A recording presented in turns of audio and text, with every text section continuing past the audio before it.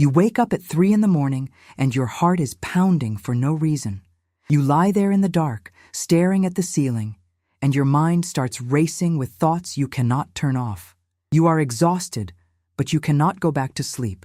And you think to yourself, what is happening to me? You used to sleep through the night. You used to feel like yourself. But lately you snap at the people you love over the smallest things and then feel flooded with guilt. You cry without warning. You forget words in the middle of sentences. You feel anxious in situations that never bothered you before. You feel wired and exhausted at the same time. You feel like your emotions are no longer yours. And the worst part, when you try to explain it, people look at you like you are overreacting. Your doctor says your labs look fine. Your partner says you seem stressed. And somewhere deep inside, a quiet, terrifying thought starts forming. Maybe I am losing my mind. I need you to hear me right now. You are not losing your mind. You are not crazy. You are not dramatic. You are not weak. What is happening to you has a name, it has a biological explanation, and it is happening to millions of women right now who have never been told the full story. What you are experiencing is the beginning of one of the most profound neurological and hormonal transitions the human body can undergo, and almost nobody is explaining it correctly. Today, we are going to change that. We are going to walk through 7 of the most misunderstood early menopause symptoms, and by the time this video is over, everything you have been feeling is going to make complete and total sense. So stay with me, because what comes next may be the most important thing you hear all year. The first symptom is waking up between 2 and 4 in the morning with anxiety or a racing heart. This is one of the most common complaints I hear from women in perimenopause, and it is also one of the most dismissed. You wake up suddenly. Your chest feels tight. Your mind immediately goes to worst-case scenarios. You feel a low-level dread that you cannot explain. And then you spend the next hour trying to calm yourself down before your alarm goes off, and you start your entire day already depleted. Here is what is actually happening inside your body. In the early stages of perimenopause, progesterone is usually the first hormone to begin declining, sometimes years before estrogen drops. Progesterone is not just a reproductive hormone. It is one of the most calming, sleep-supportive, anti-anxiety compounds your brain produces. It binds to GABA receptors in the brain, the same receptors that anti-anxiety medications target, and it creates a natural sense of calm and emotional steadiness. When progesterone begins to fall, that internal buffer disappears, and simultaneously, your cortisol, your primary stress hormone, begins to follow a different rhythm. Normally, cortisol is lowest in the middle of the night and rises gradually in the early morning to prepare your body to wake up. But during perimenopause, this circadian rhythm of cortisol gets disrupted. Cortisol can spike too early, often right around 2, 3, or 4 in the morning, pulling you out of deep sleep with a surge of adrenaline-like alertness. Your HPA axis, that is the hypothalamic pituitary adrenal system, the master regulator of your stress response, becomes more reactive and less predictable. Your nervous system, without progesterone's calming influence and with erratic cortisol patterns, starts treating nighttime like a threat. Your brain's alarm system activates, and you wake up feeling like something is wrong, because biologically, your stress circuitry is firing. This is not anxiety disorder. This is not depression. This is a nervous system responding exactly as it is designed to respond, just without the hormonal support it has always relied on. And here is what can genuinely help. Magnesium glycinate, taken in the evening, supports GABA receptor activity and helps buffer nighttime cortisol spikes. Tart cherry, which is naturally rich in melatonin and anti-inflammatory compounds, has been studied for its ability to support deeper, more restorative sleep. A simple breathwork practice before bed, slow exhale breathing, where you breathe in for 4 counts and out for 6 to 8 counts, activates the vagus nerve and shifts your nervous system out of sympathetic overdrive. Your nervous system is not broken. It is overwhelmed. There is a difference. The second symptom is emotional sensitivity and mood swings that feel completely out of character. Maybe you cried at a commercial. Maybe you erupted in anger over something trivial and then immediately felt ashamed. Maybe you feel fine in the morning and completely undone by the afternoon. Maybe you feel emotions so intensely that they knock you off balance in ways you do not recognize. And maybe, you have started to wonder if you are becoming someone you do not want to be. I want to say something to you very clearly. You are not becoming a different person. Your brain chemistry is changing. Here is the science. Estrogen is deeply involved in the regulation of serotonin, dopamine, and norepinephrine, the neurotransmitters that govern mood, motivation, emotional resilience, and the ability to experience pleasure. When estrogen begins to fluctuate in perimenopause, these neurotransmitter systems fluctuate with it. Some days, estrogen is higher, and you feel like yourself. Other days it drops, and your emotional regulation system is running on a deficit. Progesterone, as we discussed, also plays a crucial role in calming the amygdala, the brain's threat detection center. When progesterone declines, the amygdala becomes more reactive. You become more sensitive to perceived threats, to tone of voice, to criticism, to stress. Things that your nervous system used to process quietly now register as major. This is called nervous system hyperarousal, and it is not a personality flaw. It is a neurobiological state. What researchers discovered is that the emotional volatility of perimenopause is not simply psychological. It is structural. The brain is literally recalibrating its chemistry. And during that recalibration, the emotional regulation systems that kept you steady for decades are running on insufficient hormonal fuel. This is why women in perimenopause often describe feeling like a teenager again, not in a good way, but in the sense that emotions feel raw and unmanaged and enormous. Omega-3 fatty acids, found in fatty fish, walnuts, and flaxseed, support the neuroinflammatory environment in the brain and have been studied for their role in mood regulation and emotional resilience. Stable blood sugar, eating protein with every meal, avoiding long gaps between meals, limiting refined sugar, has a profound effect on emotional stability because blood sugar fluctuations directly trigger cortisol and adrenaline responses that amplify emotional reactivity. Your emotions are real, your feelings are valid, and your brain is doing the best it can under conditions it was not prepared for. The third symptom is brain fog, and what is really happening inside your mind. You are mid-sentence, and the word simply disappears. You walk into a room and cannot remember why. You read the same paragraph 3 times and absorb nothing. You forget names. You lose your train of thought. You feel a cognitive dullness that frightens you because you have always been sharp, and now you are not sure where that sharpness went. And the fear underneath that, the fear that this might be something more serious, is something no one is talking about openly enough. Let me reassure you first, and then explain what is happening. Estrogen plays a critical role in synaptic plasticity, the brain's ability to form and strengthen connections between neurons. It supports glucose metabolism in the brain, meaning how efficiently your brain cells use energy. It supports the production of acetylcholine, a neurotransmitter essential for memory and focus, and it has anti-inflammatory effects throughout the central nervous system. When estrogen begins to fluctuate and decline, all of these functions are affected simultaneously. The brain that has been running on a specific hormonal environment for 30+ years suddenly has to adapt to a new internal landscape. In addition, cortisol, when chronically elevated, as it often is during this transition, actually damages the hippocampus, the brain region most directly involved in memory formation and verbal retrieval. High cortisol literally impairs the very cognitive functions you are noticing slipping. And there is one more piece of this puzzle that researchers are increasingly paying attention to. Neuroinflammation, a low-grade inflammatory signaling process in the brain, increases during perimenopause. This inflammatory state dulls cognitive processing, slows neural communication, and contributes directly to the foggy, slow, disconnected feeling that so many women describe. But what happens in the brain during menopause is rarely fully discussed, and what researchers discovered next may reframe everything you thought about this transition. Studies published in the last decade have shown that the brain does not simply decline during menopause. It reorganizes.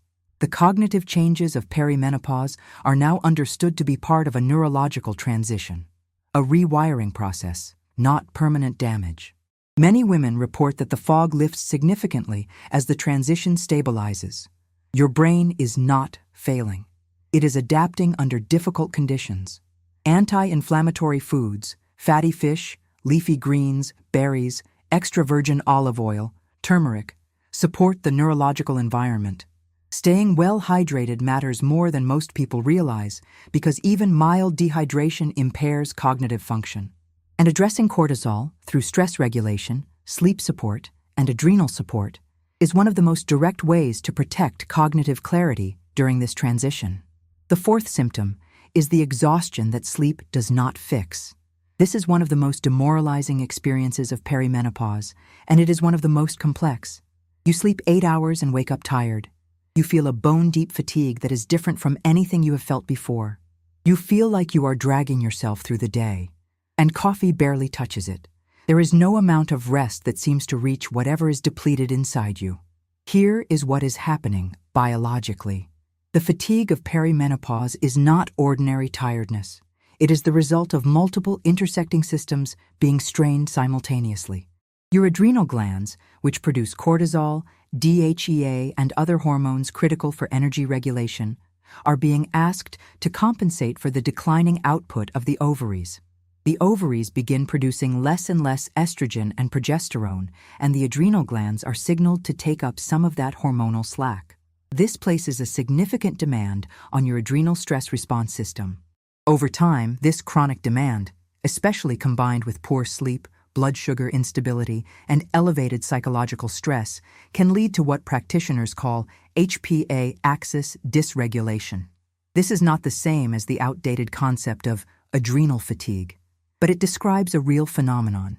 The stress response system becomes dysregulated, cortisol patterns flatten or become erratic, and the result is a pervasive, treatment-resistant exhaustion. Simultaneously, mitochondrial function, the energy production capacity of your cells, is influenced by estrogen. As estrogen declines, cellular energy production becomes less efficient. Your cells are producing less ATP, the fundamental unit of biological energy. You are literally running on less fuel at the cellular level. This is why the fatigue of perimenopause feels different. It is not in your head. It is in your cells. Adaptogens, a class of botanical compounds that support the stress response system, have been studied extensively for their ability to support HPA axis function and energy regulation. Rhodiola rosea, in particular, has a robust body of research showing its ability to reduce fatigue, support cognitive performance under stress, and support emotional resilience during high-demand periods. Schizandra berry has been studied for its ability to support adrenal function and reduce the physiological effects of chronic stress. And sensoril ashwagandha, a clinically studied extract of ashwagandha, has multiple clinical trials demonstrating its ability to reduce cortisol levels, improve energy, and support sleep quality. Some women ask about blends that combine these ingredients in clinically meaningful doses. If you are looking for options, I will place a link in the first pinned comment and in the description below with a formula I have found to be well researched. But the foundation comes first: protein at every meal, consistent sleep timing, gentle movement, and nervous system regulation. The fifth symptom is unexplained anxiety and low stress tolerance. You used to handle pressure well. You used to be the calm one. And now the smallest things: an unexpected phone call, a change in plans, a conflict that would once have rolled off your back, send your nervous system into full alarm. You feel a baseline hum of dread that does not go away. You feel like you are waiting for something bad to happen. You feel like your system is always one event away from being overwhelmed, and nobody around you seems to understand why you have changed. This symptom is one of the most psychologically painful aspects of perimenopause because it attacks your sense of identity. Who you were, calm, capable, resilient, feels like someone else. And the gap between who you were and who you feel like now is terrifying. Here is the biology behind it. The HPA axis, your master stress response system, is in constant communication with your sex hormones. Estrogen and progesterone both modulate how sensitively the HPA axis responds to stress signals. When these hormones are stable, your stress threshold is higher. Small stresses are processed quietly. You recover quickly. When estrogen and progesterone become erratic or decline, the HPA axis loses its most important regulatory inputs. The result is a hyperreactive stress response. Your adrenal glands release cortisol and adrenaline in response to stimuli that previously would not have triggered them. Your heart rate variability decreases, meaning your nervous system has less flexibility and resilience. Your vagal tone, the activity of the vagus nerve, which governs your rest and digest state, declines under chronic cortisol load. You are not anxious because of your circumstances. You are anxious because your internal stress regulation architecture has been reorganized by the withdrawal of hormones that were stabilizing it. This is an enormous distinction. This is the difference between a character flaw and a biological condition. And it deserves to be treated with compassion, not shame. Breathwork is one of the most direct and evidence-backed tools for resetting vagal tone and calming HPA axis hyperreactivity. Extended exhale breathing, breathing out longer than you breathe in, directly stimulates the vagus nerve and shifts the nervous system toward a parasympathetic state. Cold water on the face, gentle walking in nature, singing, humming. These are not trivial suggestions. They are evidence-based vagus nerve activators that can reduce cortisol and shift you out of survival mode in real time. Herbal teas containing ashwagandha, lemon balm, passion flower, and chamomile have adaptogenic and GABAergic effects that support the nervous system's ability to regulate stress responses without sedating you. The sixth symptom is hot flashes and night sweats, and why they are so much more than a temperature problem. Most women already know about hot flashes, but what most women do not know is the neurological mechanism behind them, and why understanding that mechanism changes everything about how you respond to them. A hot flash is not simply your body overheating. It is your brain's thermoregulatory center, located in the hypothalamus, misfiring because it has lost estrogen's stabilizing influence. The hypothalamus has been calibrated for decades by estrogen to maintain a comfortable internal temperature range, a thermal neutral zone. As estrogen declines, this zone narrows dramatically. Even slight changes in core temperature, triggered by stress, a warm room, caffeine, alcohol, or a cortisol spike, now push you past the threshold, and the hypothalamus fires an emergency cooling response. That response is a hot flash. Blood vessels dilate rapidly. The skin flushes. You sweat. Your heart rate increases, and then, as your body overshoots in the cooling response, you feel chilled. This is also why hot flashes are so strongly linked to cortisol. Every cortisol spike increases core body temperature and narrows that thermal neutral zone further. The more dysregulated your HPA axis, the more frequent and severe your hot flashes tend to be. Night sweats are largely the same phenomenon occurring during sleep, often triggered by that early morning cortisol surge we discussed earlier. And what makes them particularly damaging is what happens after. You wake up drenched, often with an elevated heart rate, and your sleep is destroyed. Night after night, week after week. The cumulative sleep deprivation accelerates every other symptom: the brain fog, the anxiety, the emotional volatility, the fatigue. Sage leaf has been studied specifically for its ability to reduce the frequency and severity of hot flashes. Red clover, which contains isoflavones that have weak estrogenic effects in the body, has a meaningful body of clinical research supporting its use for hot flash reduction. Black cohosh has been used for decades and studied in numerous trials for its ability to support hypothalamic thermoregulation and reduce vasomotor symptoms. Green Select Phytosome, a patented green tea extract with enhanced bioavailability, has been studied for its effects on hot flash frequency, body composition, and metabolic support during menopause. Avoiding cortisol triggers in the hours before sleep, limiting caffeine after noon, avoiding alcohol, keeping the bedroom cool, managing blood sugar with a protein-containing evening snack, can meaningfully reduce nighttime cortisol spikes and the hot flashes and night sweats they produce. Some women have found that having a blend of these specific botanicals in one formula has simplified their approach. If that is something you are interested in, I have left the link in the first pinned comment and in the description below. The seventh symptom, and the most misunderstood of all, is the feeling of emotional disconnection from yourself. This one is harder to name. It is not quite sadness, it is not quite anxiety, It is something more subtle and more frightening. It is the feeling that you do not recognize yourself anymore. You look in the mirror and you see a stranger. You feel emotionally flat in situations that should make you happy. You feel detached from your own life, like you are watching it from a slight distance. You feel a loss of identity that you cannot explain. You feel like the woman you were, the one who was motivated, passionate, connected, vibrant, has somehow gone quiet. This symptom sits at the deepest level of the perimenopause experience, and it is almost never discussed. But it has a name, and it has a neurobiological basis. Estrogen is deeply involved in the brain's reward and motivational circuitry. It supports dopamine activity, the neurotransmitter of motivation, pleasure, and the feeling that life is worth engaging with. It supports the prefrontal cortex, the brain region responsible for self-reflection, long-term thinking, and emotional integration. It supports the default mode network, the brain network involved in a sense of self, narrative identity, and the feeling of being located within your own life. When estrogen declines, all of these systems are affected. The internal sense of self, the continuity of identity that you have never had to think about because it was always just there, becomes fragmented and unstable. The feeling of being disconnected from yourself is not a sign of psychological breakdown. It is a sign that the neurochemical infrastructure that supported your sense of self is undergoing profound reorganization. And there is something else happening beneath this that researchers are only beginning to articulate. This transition, perimenopause, is not just an endocrine event. It is a neurological transition.